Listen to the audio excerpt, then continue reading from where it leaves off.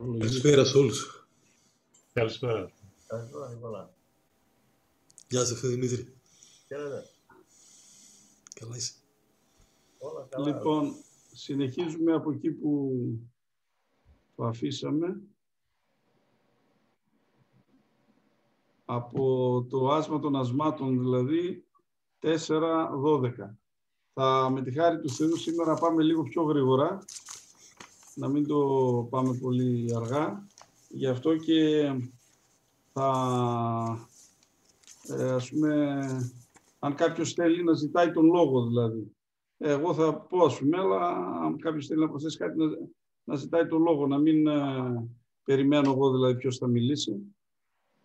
Να μην καθυστερούμε και εντάξει, θα το πάμε έτσι λίγο πιο γρήγορα, χωρίς αυτό να σημαίνει ότι είμαστε σε μονόδρομο. Αν χρειαστεί να γυρίσουμε πίσω σε κάποιο δάφιο, να ξαναδούμε κάτι, θα το κάνουμε. Κανένα πρόβλημα. Και ο Κύριος να μας ευλογήσει. Λοιπόν, για να βάλουμε και share, να κάνουμε το...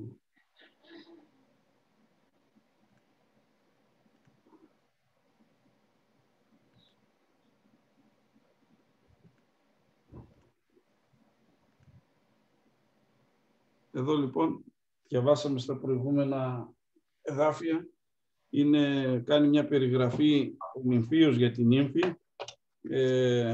φανερώνοντας μέσα από αυτή την περιγραφή το πώς περιγράφει την νύμφη, την αγάπη του, την πολύ, τον έρωτα αυτό που έχει για την νύμφη. Και μέσα σε αυτή την περιγραφή είμαστε, αυτή συνεχίζει και εδώ πιο κάτω. Μίλησε για την αξιωτερική περιγραφή, μίλησε για το στόμα που στάζει κερίθρα, στάζει σαν κερίθρα, δηλαδή στάζει μέλι και γάλα. Και τώρα είμαστε στο 12, το οποίο λέει «Κήπος και κλεισμένος είναι η αδερφή μου, η νύμφη μου, βρίσκει και κλεισμένη πηγή εσφραγισμένη». Βλέπετε, αδερφοί, μία από τις... Είπαμε ότι η Εκκλησία στο άσμα των ασμάτων, η νύμφη μάλλον στο άσμα των ασμάτων, είναι η Εκκλησία, αλλά είναι και κάθε πιστός ξεχωριστά. Είναι η σχέση του νυμφίου με τις νύμφης, η σχέση του Χριστού με την Εκκλησία, αλλά και η σχέση του Χριστού, του Θεού, με τον κάθε πιστό, με τον κάθε άνθρωπο που έδωσε την καρδιά του στον Χριστό ξεχωριστά. Έτσι λοιπόν εδώ πέρα στο 12 περιγράφεται μία λέξη η οποία είναι πολύ συνηθισμένη και πολύ γνωστή μας εμείς που μελετάμε την Καινή Διαθήκη. Περιγράφεται η παρθενία της νύμφης με έναν ποιητικό τρόπο, η αγνότητα, η οποία αγνότητα βασίζεται στον καθαρισμό που έκανε η χάρις του Θεού, το αίμα του Ιησού Χριστού, που έκανε έναν νέον άνθρωπο, μια νέα φύση, και για τον Κύριο δεν υπάρχει και τίποτα μεμτό πλέον για αυτόν τον άνθρωπο, για αυτόν τον λαό, και γι' αυτό και βλέπουμε και ακόμα και τις μωρές να είναι παρθένες. Δηλαδή βλέπουμε και σε όλη την Καινή Διαθήκη δηλαδή, αλλά βλέπουμε και στην παραβολή των παρθένων, τον Κύριο τον περιμένανε 10 παρθένες. Ο λαός του στα μάτια του Κύριου είναι οι παρθένες που περιμένουν τον νυμφίο, τον γαμπρό, άσχετα αν κάποιες δεν είχαν, να το πω έτσι, πάρει σοβαρά τα πράγματα. Και όπως έχουμε πει, και τον λαό Ισραήλ, ο Κύριος βλέπουμε στις προφητείες του Βαλάμ το πόσο ωραία μιλάει για αυτόν απ' έξω, από μέσα όμως ελέγχει, προτρέπει, χτυπάει, προσπαθεί να συνηθίσει, να διορθώσει. Το ίδιο είναι και στην Καινή Διαθήκη. Έτσι λοιπόν, σε αυτή την έκφραση, εγώ βλέπω αυτή την περιγραφή. Κήπος και κλεισμένος είναι η αδερφή μου, η νύμφη μου, βρίσκει και κλεισμένη πηγή σφραγισμένη. Βλέπετε, λέει και τις δύο ιδιότητες, η αδερφή μου, η νύμφη μου, δείχνοντας και την πνευματική σχέση και την άμεση σχέση. Βρίσκει και κλεισμένη, προστατευμένη, πηγή εσφραγισμένη. Εγώ αυτό έχω να πω. Βαγγέλη, κάτι να συμπληρώσεις αυτό? Όχι, αυτό ακριβώς ότι είναι και κλεισμένοι, δηλαδή ότι είναι προστατευμένοι. Και εγώ ένα εδάφιο θα πω ότι αυτό που λέει στους Κορινθίους, ότι ή δεν εξεύρω ότι τα σώματά σας είναι ναός του Αγίου Πνεύματος, το εν ημίν το οποίο έχετε από Θεού και δεν είστε κύριοι εαυτόν. Δηλαδή ότι είναι ελεγχόμενος αυτός ο κήπος. Ναι, Αυτό. ελεγχόμενος, ναι, αμήν. Κήπος και κλεισμένος, ναι, προστατευμένος, αμήν. Και όπως φαίνεται και πιο κάτω, έχει και την έννοια της, θα το δούμε πιο κάτω, έλα λέει, ας έρθει ο αγαπητός μου στον κήπο του, έχει και την έννοια της αποκλειστικότητας, ότι είναι κλειστός ο κήπος αυτός για όλους τους άλλους εκτός τον Κύριο. Σε αυτή την καρδιά είναι ο μόνος, να το πω έτσι, ευπρόσδεκτος είναι ο Ιησούς Χριστός. Αν κάποιος θέλει, αδερφοί, να μου ζητήσει το λόγο, αλλιώς συνεχίζω. Τα βλαστάριά σου είναι παράδεισος. Δηλαδή να πει ότι, αδερφέ, κάτι θέλω να πω στο προηγούμενο, πολύ ευχαρίστως, αλλά εγώ θα συνεχίζω.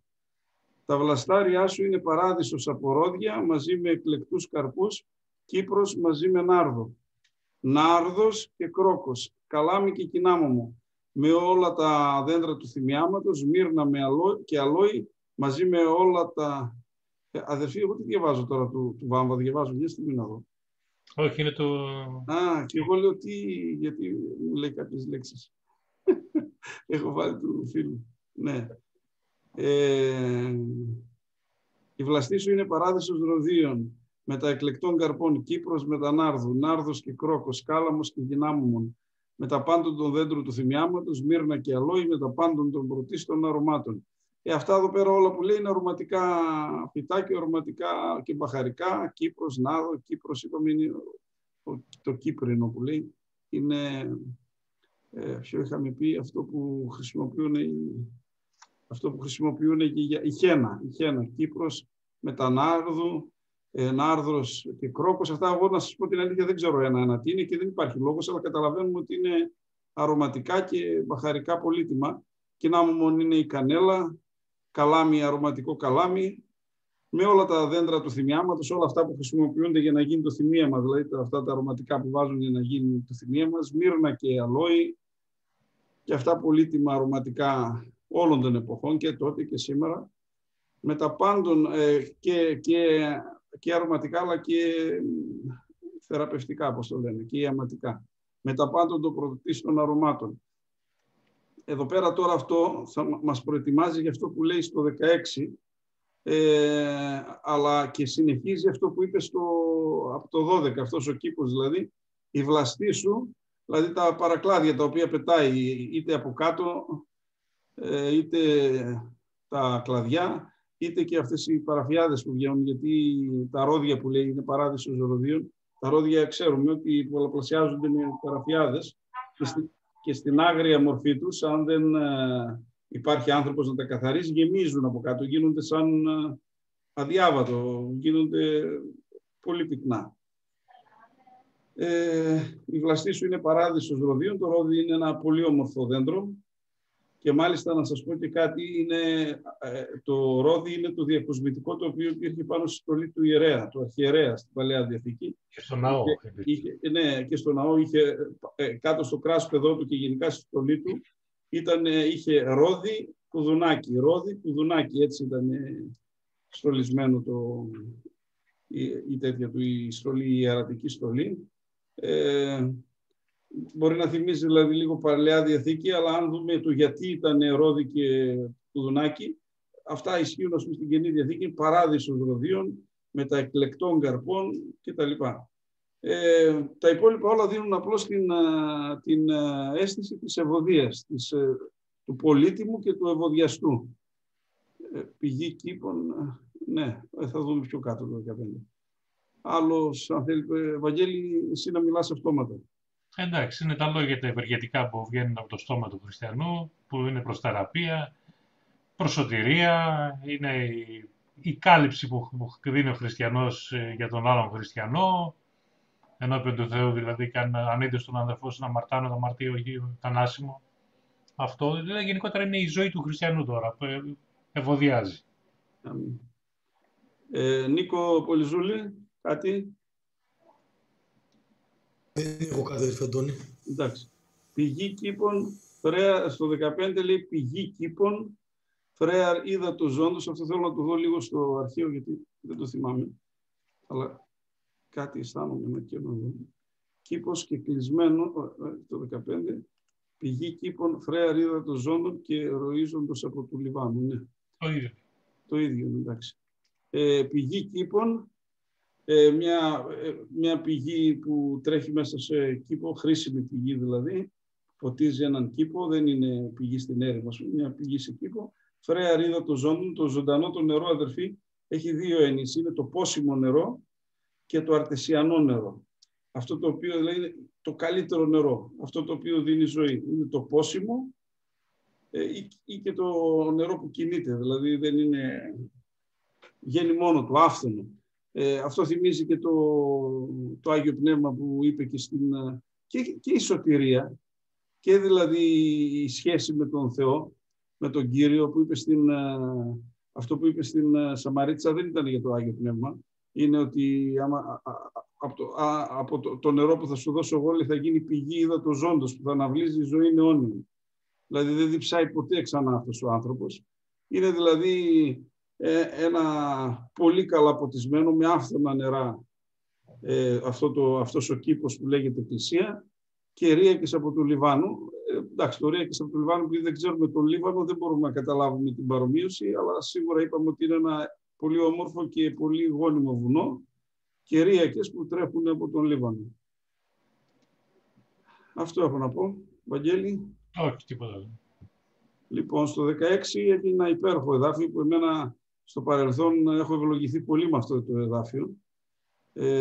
Αφού λοιπόν λέει όλη αυτή την περιγραφή με τα αρώματα και με τα ρόδια και με τα αρωματικά φυτά και τα αρωματικά και τα μπαχαρικά, λέει εδώ αυτό κάποτε, ας πούμε, σε μένα, τι να σας πω, είχα πάρει πολύ ευλογία από αυτό το εδάφιο, έκλαψα από αυτό το εδάφιο. Εγέρθη, λέει η Βορρά, και έρχουν νότε.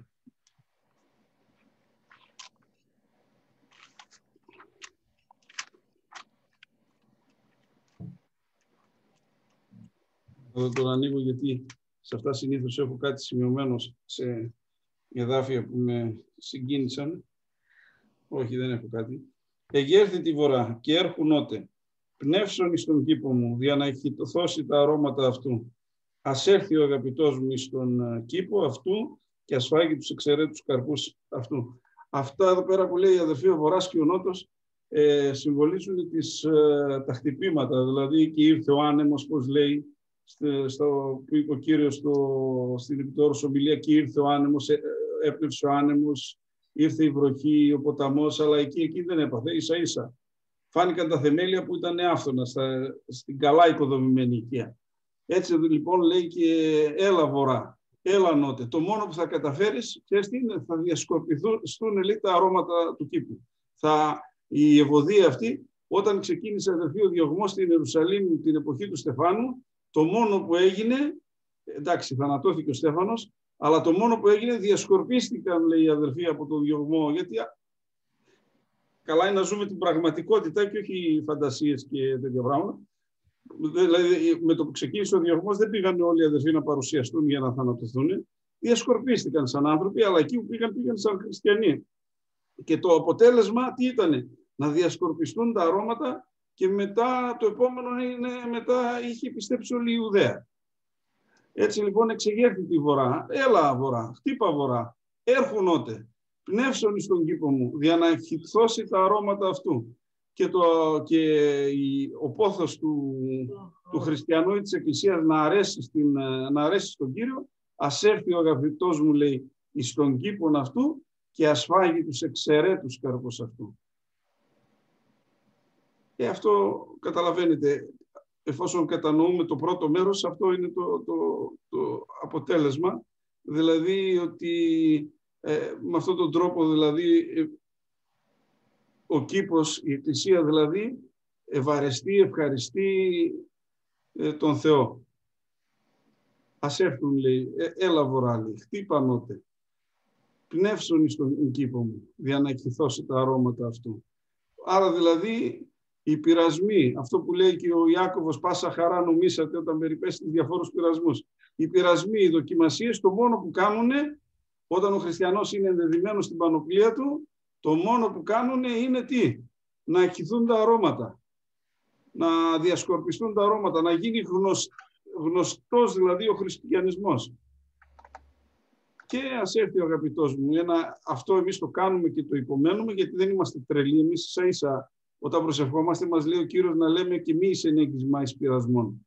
Δεν είμαστε να θέλουμε να βασανιζόμαστε, αλλά το κάνουμε για να ευαρεστήσουμε τον Κύριο. Και λέει, ας έρθει ο αγαπητός μου στον κήπον αυτού και ας φάγει τους εξαιρέτους από τους καρπούς. Βαγγέλη. Ακριβώς αυτό, δεν έχει κάτι άλλο. Κάποιος άλλος αδερφός, αλλιώς αλλάζουμε κεφάλαιο, το οποίο δεν αλλάζουμε κεφάλαιο, γιατί ο διαχωρισμός των κεφαλαίων, είπαμε, έγινε μετά. Ένα τραγούδι ήταν όλο αυτό. Ένα ποίημα.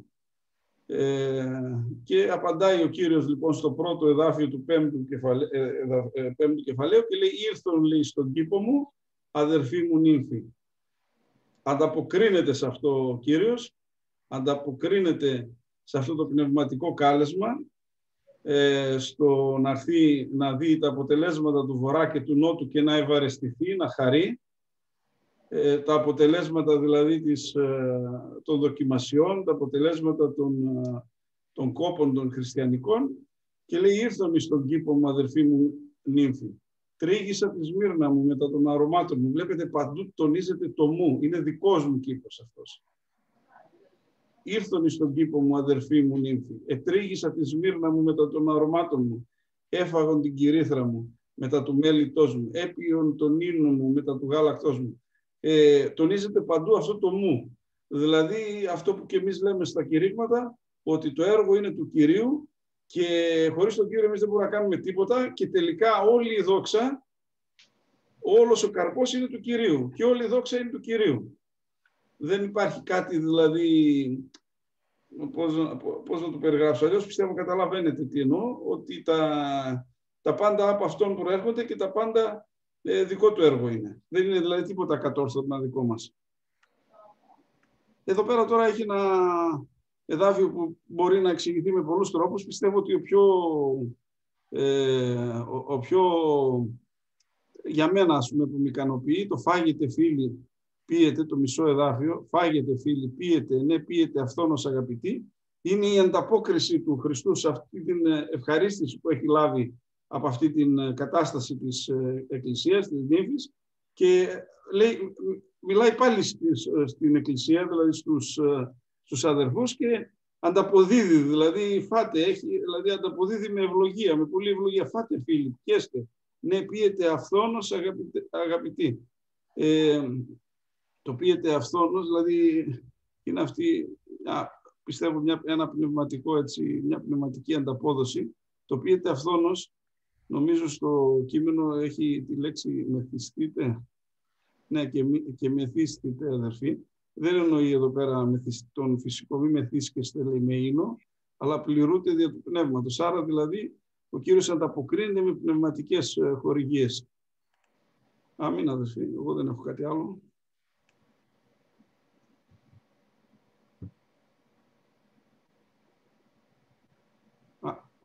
Επειδή τώρα αλλάζει λίγο το θέμα, γι' αυτό κάνω διακοπή. Αν κάποιος θέλει να πει κάτι αδερφοί, ευχαρίστως.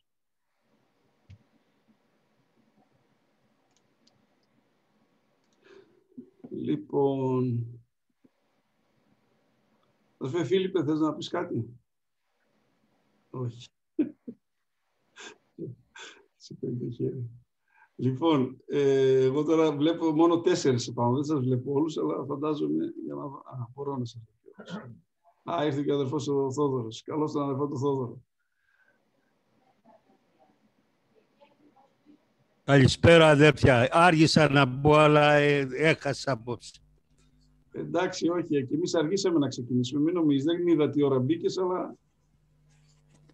είναι και ο Παναγιώτης. Ωραία, όποιος αδερφός θέλει να πει κάτι, είπα, επειδή την προηγούμενη εβδομάδα για 4 εδάφια 2 ώρες ήμασταν που λέει ο λόγος, το πάω πιο γρήγορα. Αν κάποιος θέλει, ευχαρίστως και να πει, δηλαδή να πω κάτι για το προηγούμενο και τέτοιο, ευχαρίστως. Δεν είμαστε σε μονόδρομο, μας πήρε κάτι φορά.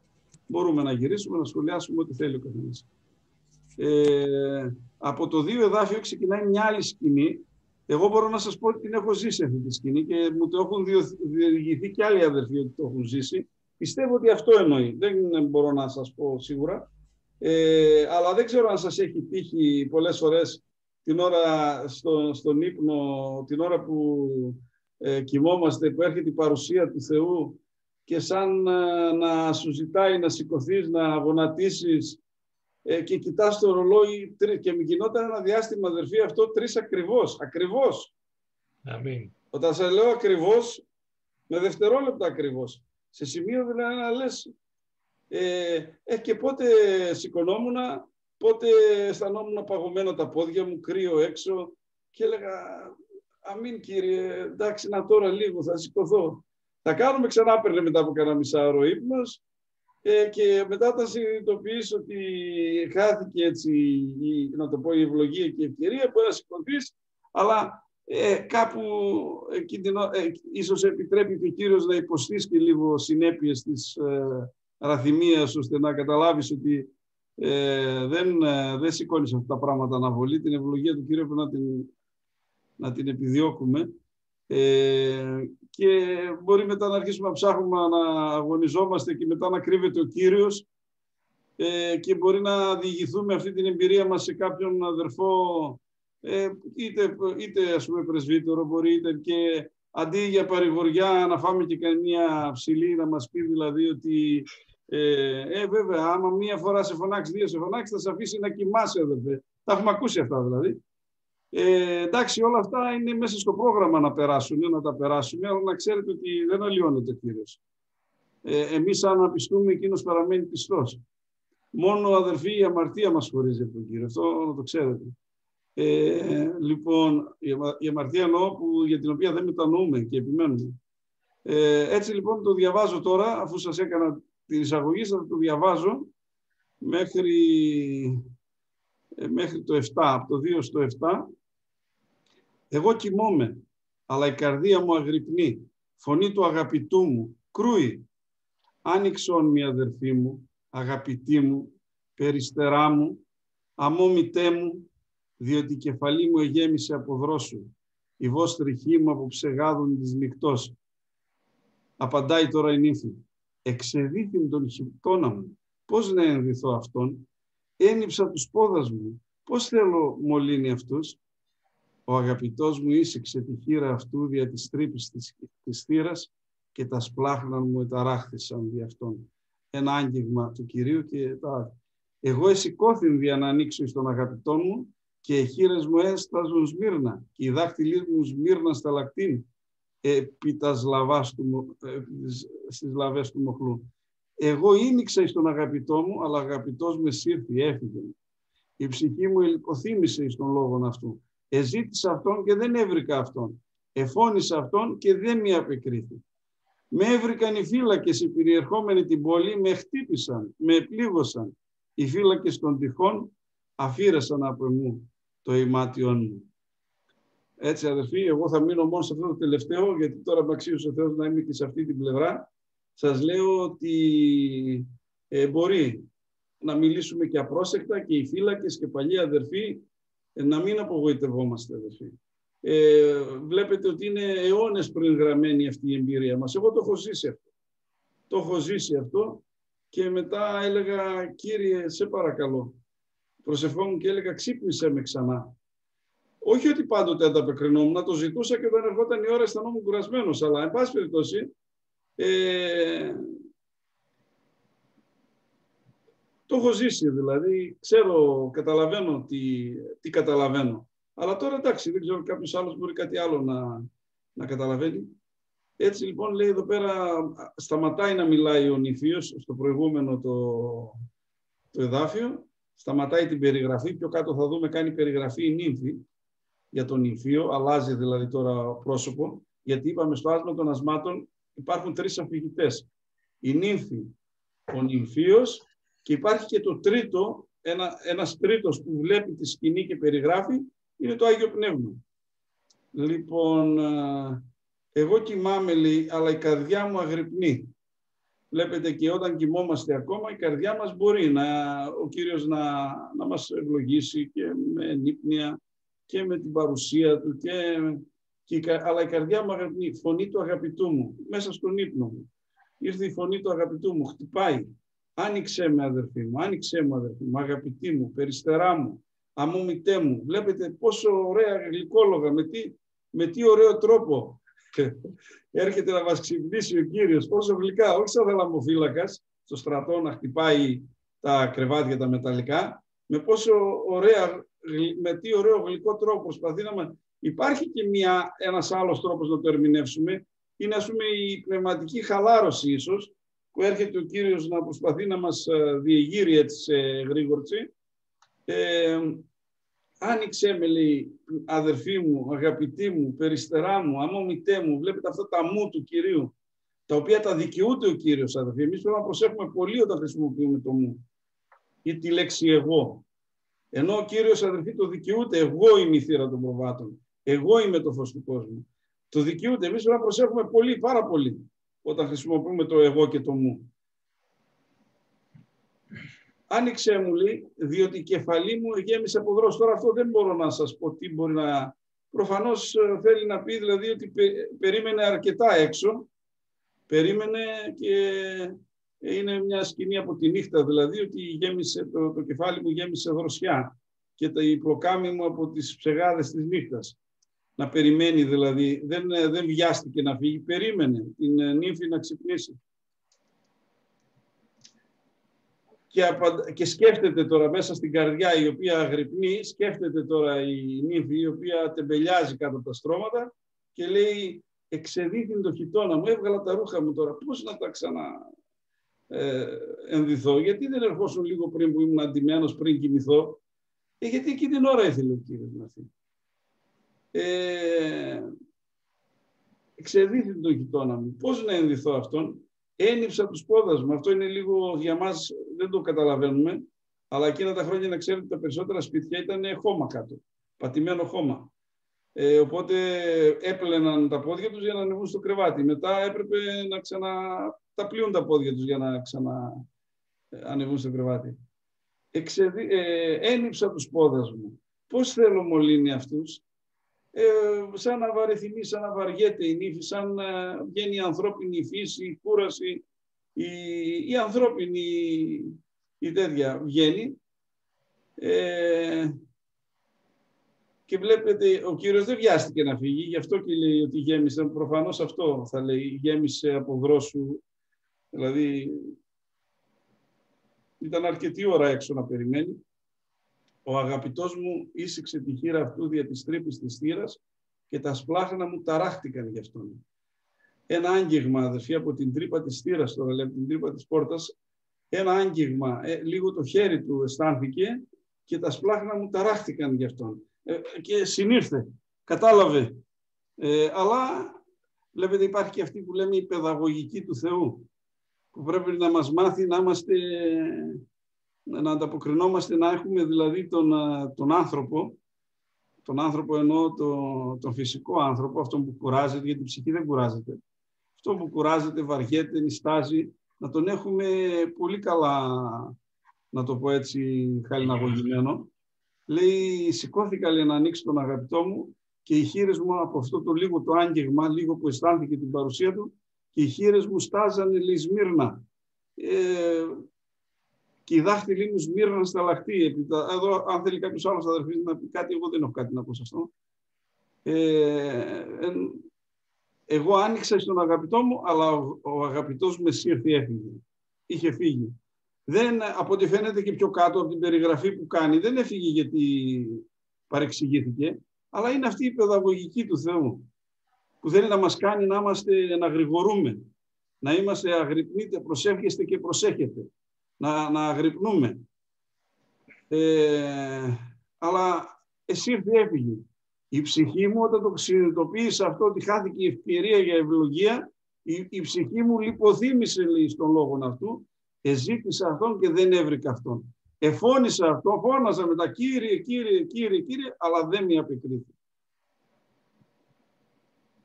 Αδερφοί, όποιος Βαγγέλη, καταρχάς, ναι. Πες. Λέει τώρα σε αντίθεση με αυτό που το είναι από εδώ που διαβάζουμε συνέχεια μέσα, ότι μην ξυπνήσετε την αγάπη μου έως σου θελήσει. Γιατί, γι' αυτό το λόγο ακριβώς εδώ.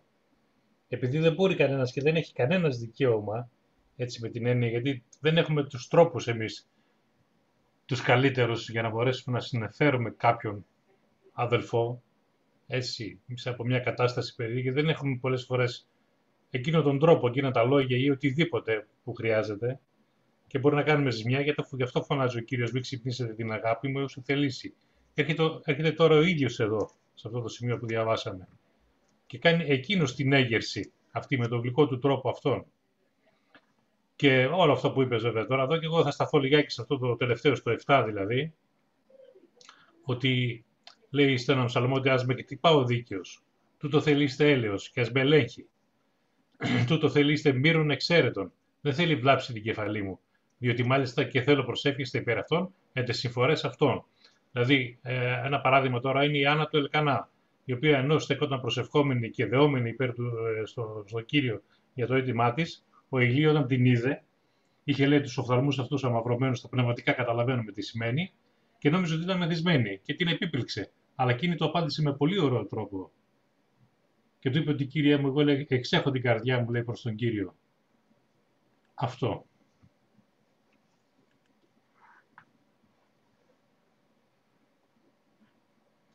Ναι, Γιάννη, ελεύθερα, άμα χρειάζεται να φύγεις. Άμα μου στέλνετε μήνυμα και βλέπετε ότι αργώ, επειδή εγώ έχω μπροστά μου τώρα, και εσείς μάλλον, έχετε το τέτοιο, δεν τα βλέπω εύκολα τα μήνυματα. Αλλά τα βλέπω, τελικά τα βλέπω κάποια στιγμή. Ναι, αδερφοί μου. Θέλω να πω λίγο κάτι για το 7. Η Άννα του Ελκανά είναι πολύ ωραίο. Έλα, Γιάννη. Πριν φύγω, θέλω να πω κάτι για το 7. Ναι. Εδώ θέλει λίγο προσοχή αυτό, γιατί μπορεί κάποιος να είναι πεσμένος, μπορεί κάποιος να είναι χτυπημένος, μπορεί και κάποιος ακόμα να βρίσκεται και σε παράβαση. Ο Θεός δεν του αφαιρεί το ημάτιο. Ας μην τρέχουμε εμείς να το αφαιρέσουμε. Ας μην τρέχουμε εμείς να τον στείλουμε εκεί που ο Θεός δεν τον στέλνει, ένα. Και το άλλο είναι ότι ας μην τρέχει το στόμα μας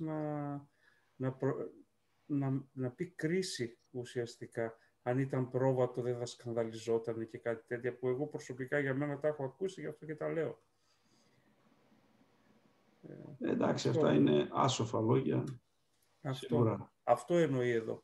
Αυτό εννοεί εδώ. Όταν λέει ο λόγος του Θεού μην κρίνετε για να μην κρυθείτε, κάτι ξέρετε το λέει. Αυτό εννοεί στο 7. Αμήν. Λοιπόν, μετά πάμε Καλό βράδυ. Ο Θεός μαζί σου. Καλή θεία. Στο 8 λέει, σας ορκίζω θυγατέρες Ιερουσαλήμ, αν έβρετε τον αγαπητό μου. Βλέπετε, αδερφοί, όχι απλώς μετανιώνει εδώ η νύμφη για την τεμπελιά της, αλλά συνεχίζει αυτή την αναζήτηση. Σας ορκίζω θυγατέρες. Αυτό που λέμε εμείς, το λέμε αλλιώς, αδερφέ, να προσεύχεσαι για μένα. Όταν δηλαδή, ξέρετε, ζητάμε από τον Κύριο, όχι ότι δεν μας ακούει ο Κύριος, αλλά πολλές φορές εμείς έχουμε στην αίτησή μας το χαρακτηρισμό επίγον, ενώ ο Κύριος έχει τους δικούς του χαρακτηρισμούς και τους δικούς του χρόνους. Και λέμε ότι σας ορκίζω θυγατέρες Ιερουσαλήμ. Αν έβρετε τον αγαπητό μου, τι θέλετε είπε προς αυτόν? Ότι είμαι τετρωμένη από αγάπη. Ότι τον αγαπάω, ότι είμαι τετρωμένη από αγάπη, είναι η ίδια σκηνή που λέει και στο προηγούμενο κεφάλαιο που είδαμε, που λέει ο νηφίος, ότι είναι τετρωμένη, δηλαδή τρυπημένη η καρδιά του από αγάπη. Ότι είμαι τετρωμένη, αρρώστησα, είναι χτυπημένη, είμαι από αγάπη. Μην νομίζει δηλαδή ότι που δεν υπάρχει τέτοια περίπτωση, ο Κύριος είναι καρδιογνώστης, αλλά βλέπετε αυτή η αγωνία της Εκκλησίας, του πιστού, ο οποίος βλέπει κάποια στιγμή αυτό που πολλές ώρες κάνει ο Κύριος, δηλαδή να κρύβεται, να μας κρύβεται για λίγο, έκρυψα λίγο το πρόσωπό μου από εσού, να κρύβει λίγο το πρόσωπό του από εμάς, για να μάθουμε περισσότερο και να εξετάμε και να τον ψάχνουμε και όταν τον βρούμε να μην τον αφήνουμε. Λοιπόν, σας ορκίζω, θυγατέρες Ιερουσαλήμ, αν έβρετε τον αγαπητό μου, τι θέλετε είπε προς αυτόν, ότι είμαι τετρωμένη από αγάπη. Τώρα το ποιες είναι οι θυγατέρες Ιερουσαλήμ, εγώ θεωρώ ότι αυτό είναι, μιλάει για σχέσεις μεταξύ αδερφών, δηλαδή ο ένας αδερφός προς τον άλλον. Δεν ξέρω αν κάτι άλλο θα μπορούσαμε να πούμε ή αν ξέρω εγώ είναι θέμα μετάφρασης σχεδόν. Και στο 9 λέει, απαντάνε οι θυγατέρες αυτές της Ιερουσαλήμ που ακούνε αυτά τα φοβερά λόγια, αυτή την εξομολόγηση, να το πω έτσι, την ερωτική εξομολόγηση, και λέει, τι διαφέρει, πόσο σπουδαίος είναι αυτός ο αγαπητός σου, ο ωραία μεταξύ των γυναικών, τι διαφέρει άλλο αγαπητού ο αγαπητός σου και όρκισας ημάς ούτως. Πόσο, δηλαδή, ποιος είναι αυτός ο αγαπητός σου και τόσο πολύ εναγωνίως τον ψάχνεις και να του πούμε ότι τον αγαπάς και να του πούμε αυτό. Βαγγέλη, κάτι άλλο? Όχι, μόνο να μην το προχωρήσουμε. Κάποιος άλλος, αδερφέ Νίκο? Όλο αυτό το κομμάτι έτσι μου βγάζει αυτή την κινητοποίηση που μας κάνει, πιστεύω, ο Κύριος, δηλαδή πώς εναλλάσσονται διαδοχικά οι καταστάσεις έτσι που το συναντάμε, είμαστε ζεστά μαζί του, μετά κάποια στιγμή έτσι αναπαυόμαστε. Αυτό μου βγάλε εμένα, αυτό που είναι στην κλίνη και κοιμάμαι, αλλά πάλι την κινητοποιεί, ενώ στην αρχή φαίνεται αυτό που είπες σε θυμία, δηλαδή πώς πάλι να λερώσω τα πόδια μου, δηλαδή ήρθε σε μια κατάσταση έτσι που τακτοποιήθηκε ο πιστός, νιώθει καλά, αλλά ο Κύριος τον πάει πάλι σε ένα κύκλο να τον χάσει, να τον εξητήσει, να αυξηθεί ακόμα περισσότερο έτσι, η σχέση του μαζί του, η εξήτησή του, η αγάπη για τον Κύριο.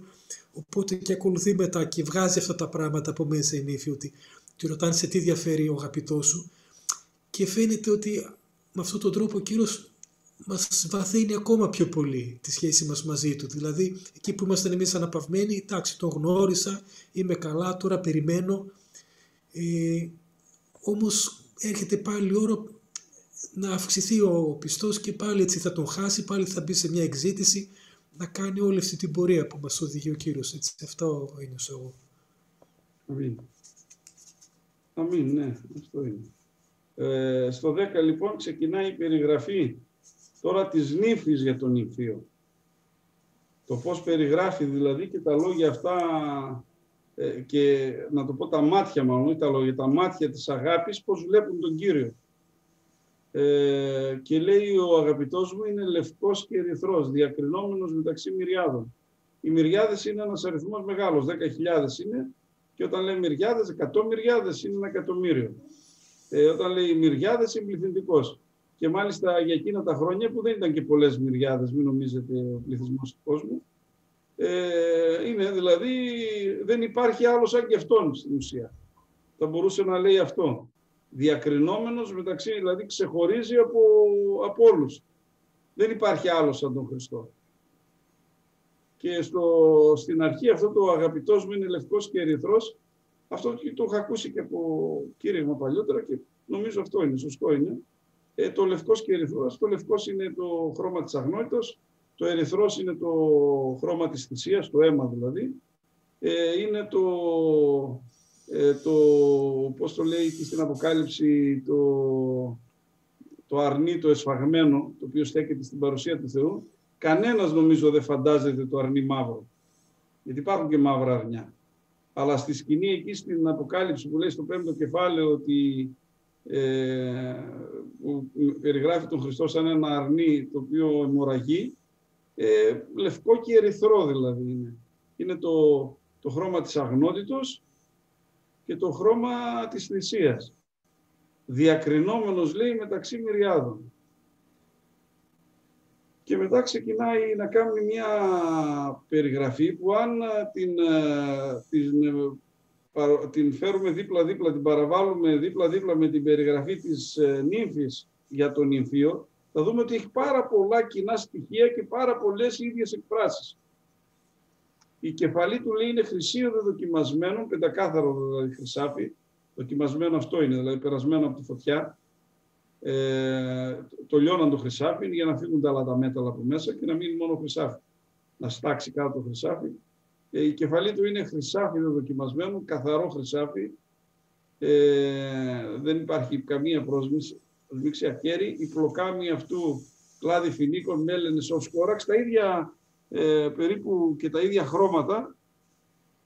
Τώρα δηλαδή εντάξει, με τη γενικότερη έννοια, τα ίδια περίπου λέει και για τον νυμφίο.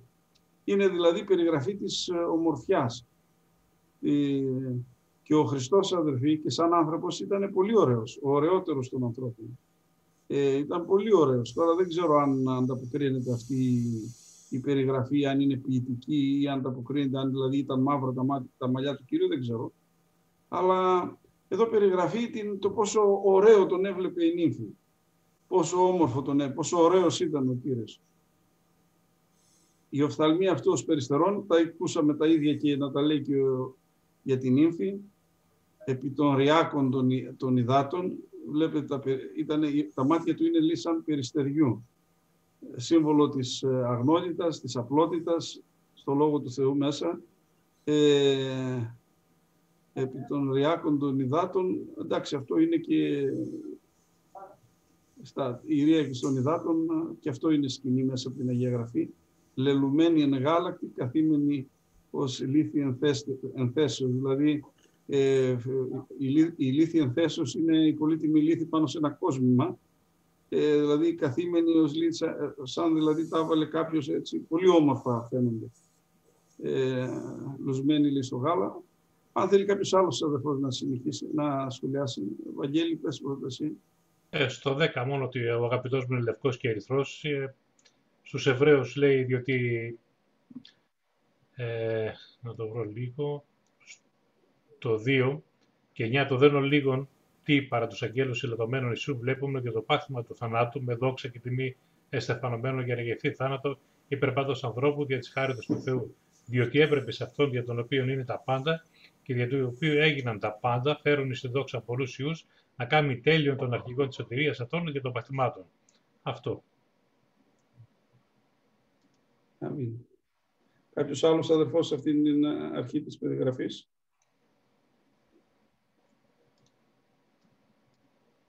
Εγώ το βλέπω, ναι, αμήν αδερφέ. Το βλέπω απλώς, γενικά βλέπω αυτή την ομοιότητα των δύο περιγραφών και βλέπω, ας πούμε, αυτό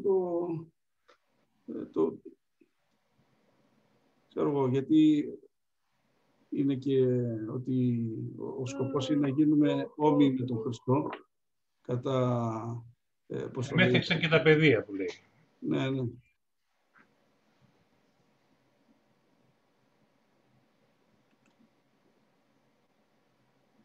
Εγώ σας καληνυχτώ. Καλό βράδυ με τον Κύριο να ήταν. Αμήν, αδερφέ. Καλή αδερφέ μου, καλύτερα. Δεν θα κάτσουμε πολύ ακόμα. Καλή νύχτα, αδερφέ μου. Καλή νύχτα, αδερφέ. Δεν θα κάτσουμε πολύ ακόμα. Ας τελειώσουμε την περιγραφή και θα τα αφήσουμε για το άλλο. Ας τελειώσουμε το κεφάλαιο και θα σταματήσουμε. Γιατί έχουμε και ηλικιωμένους ανάμεσά μας, δεν μην τους κουράσουμε. Όχι, εμένα αγαπητά μου. Εντάξει, αδερφέ, δεν το είπα για σένα, το ηλικιωμένος. Έχει κι άλλους ηλικιωμένους. Εσύ ακόμα τι παιδάκι είσαι, που τρέχεις όλη την ημέρα. Λοιπόν, οι ισιαγόνες αυτού ως πρασιά αρωμάτων, βλέπετε αδερφοί, οι ισιαγόνες, γιατί λέει ισιαγόνες αυτού ως πρασιά αρωμάτων? Ξέρετε το άρωμα, τα λόγια του Κυρίου, άρωμα. Οι ισιαγόνες αυτού ως πρασιά αρωμάτων, τα σαγόνια είναι το στόμα. Είναι από εκεί που βγαίνει ο λόγος. Πρασιά αρωμάτων, αρώματα βγαίνουν δηλαδή από το στόμα του Κυρίου. Ως σαλόνια φυτών μυρεψικών, δηλαδή σαν εκεί που επεξεργάζονται και μαζεύουν και καλλιεργούν φυτά αρωματικά, η μυρεψή. Τα χείλη αυτού, βλέπετε, συνεχίζει στο στόμα, τα χείλη του αυτού ως κρίνα, στάζοντας μύρνη σταλαχτήν. Και ο Κύριος μίλησε για το στόμα της νύμφης που έσταζε μέλι και γάλα. Το μέλι η γλυκύτητα, το γάλα, το λογικό άδολο γάλα. Εδώ πέρα τώρα ανταποδίδει η νύμφη για τον Κύριο, για το στόμα του Κυρίου και λέει είναι σαν πρασιά αρωμάτων, μοσκοβολάει δηλαδή. Εδώ μιλάει για τον λόγο του, δηλαδή ο λόγος του είναι άρωμα, Τα χείλη του λέει είναι ο σκρίνα, είναι ομορφιά, σταλάζει, λιστάζει, λέει Σμύρνα, σταλαχτή, τα αρώματα γενικά του Λόγου του Θεού. Ένας πνευματικός τρόπος που παρουσιάζει τον Λόγο του Θεού ως ευωδία. Τα χέρια του, λέει, στο 14 χείλες αυτού δακτυλίδια χρυσά, πεπληρωμένα με βυρίλιον. Η κοιλία αυτού ελεφάντινον τεχνούργημα, περικυκοσμημένων με σάπφυρους. Τώρα αυτό, άμα δούμε και την περιγραφή στην Αποκάλυψη, ας πούμε, δείχνει μια μεγαλοπρέπεια αυτά. Τα χέρια του, καταρχάς λέει το κεφάλι του που είναι χρυσό, διαβάσαμε και πάνω. Μιλάει για τα δαχτυλίδια, τα χέρια του είναι σαν δαχτυλίδια χρυσά, πεπληρωμένα με βυρίλιο. Τώρα αυτή τη στιγμή εγώ δεν μπορώ να πω τίποτα παραπάνω. Η κοιλιά αυτού ελεφάντινον τεχνούργημα, σαν το σώμα του δηλαδή, σαν να είναι φτιαγμένο, σαν να το έχει κάνει ένας τεχνίτης από ελεφαντόδοντο, τεχνούργημα, δηλαδή πανέμορφο, αγαλμάτινο, περικυκοσμημένο με σαφύρους, με πολύτιμα πετράδια. Η κνήμη αυτού, τα πόδια στήλη μαρμάρινη, δύναμη, ομορφιά, εστηριγμένη επιβάσεων καθαρού χρυσίου, πάλι το χρυσάφι εδώ, το άσπρο μάρμαρο πάνω στο χρυσάφι. Το είδος αυτού το είδος εννοεί η όψη. Το είδος αυτού, η όψη αυτού ως Λίβανος, πάλι έρχεται εδώ σαν παράδειγμα το πανέμορφο βουνό του Λιβάνου, έξοχος ως κέδρη, σαν οι κέδροι του Λιβάνου, οι οποίοι ήταν περίφημοι, αρωματικά δέντρα, αλλά και πολύ μεγάλα και πολύ πολύτιμα για εκείνη την εποχή. Ήταν ο πλούτος του Λιβάνου. Ο ουρανίσκους αυτού είναι γλυκασμοί, πάλι για το στόμα, για τον λόγο. Το κυρίαρχο, αδερφοί, στοιχείο του Χριστού πάνω στη γη αυτή τη στιγμή είναι ο λόγος. Αυτό που συστεί τον Χριστό είναι ο λόγος. Κανείς δεν από εμάς, από τη δικιά μας γενιά, δεν έχει δει τον Χριστό, πώς το λένε, στη σωματική του μορφή. Αλλά όλοι μπορούμε, τον γνωρίζουμε από τον λόγο του. Ο ουρανίσκος του λοιπόν είναι γλυκασμοί, γλυκίσματα. Βγαίνουν γλυκά από μέσα. Και αυτός όλος επιθυμητός. Και αυτός δεν υπάρχει κάτι, ένα κομμάτι του, να πεις ότι δηλαδή ωραίος είναι, αλλά έχει στραβή μύτη, ας πούμε. Δεν βρίσκεις μόμο επάνω, δεν βρίσκεις... Και αυτός λέει όλος επιθυμητός. Αυτός είναι ο αγαπητός μου και αυτός ο φίλος μου, θυγατέρες της Ιερουσαλήμ. Βαγγέλη. Εγώ αυτό που θέλω να πω λίγο είναι για το βυρίλιο. Έτσι, είναι ένα μέταλλο, να πούμε, ένα ορυκτό μάλλον, το οποίο χρησιμοποιείται για τη σκλήρινση των μετάλλων. Ειδικότερα ο χρυσός, ας πούμε, ξέρουμε ότι είναι μαλακό μέταλλο. Οπότε πεπληρώνεται, γι' αυτό λέει πεπληρωμένα με βυρίλιο, και γίνεται σκληρό. Δηλαδή στην ουσία ότι η βάπτιση του Πνεύματος του Αγίου ή η ζωή μας μαζί με το Άγιο Πνεύμα δεν είναι ότι μας κάνει σκληρούς απέναντι στους ανθρώπους, αλλά απέναντι στην ζωή την ίδια, στις αδειξοότητες της ζωής, να τις αντιμετωπίζουμε με δύναμη, με στένος και όλα αυτά που έρχονται στη ζωή μας. Και αφιερωμένα βέβαια στο Άγιο Πνεύμα. Αυτό. Αμήν. Εγώ δεν έχω κάτι άλλο να προσθέσω. Όποιος αδερφός θέλει κάτι να πει, πολύ ευχαρίστως. Θα κάνουμε βέβαια προσευχή και πάλι εδώ θα είμαστε. Και μετά πάλι μπορεί όποιος θέλει να μιλήσει, αλλά αν κάποιος έχει κάτι να πει. Με λίγα λόγια, όλο αυτό, αδερφέ Αντώνη, περιγράφει περί Χριστού και Εκκλησίας δηλαδή. Αμήν, ναι.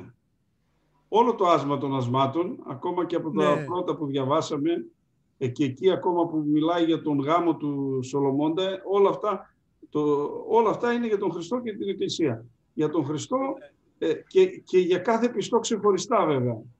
Γιατί η Εκκλησία και πιστός είναι, ας πούμε, ταυτίζονται. Είναι η σχέση Χριστού με άτομο, Χριστού με Εκκλησία, Εκκλησία με άτομο. Έχει να κάνει. Είναι όλη η σχέση. Η αυθονία της αγάπης, της Καινής Διαθήκης.